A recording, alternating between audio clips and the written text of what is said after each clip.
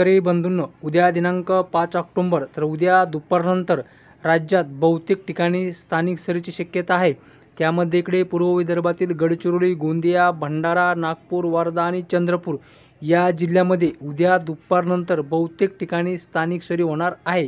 त्यानंतर इकडे यवतमाळ, अमरावती, अकोला, बुलढाणा या जिल्ह्यामध्ये सुद्धा उद्या दुपारनंतर स्थानिक सरी शक्यता आहे।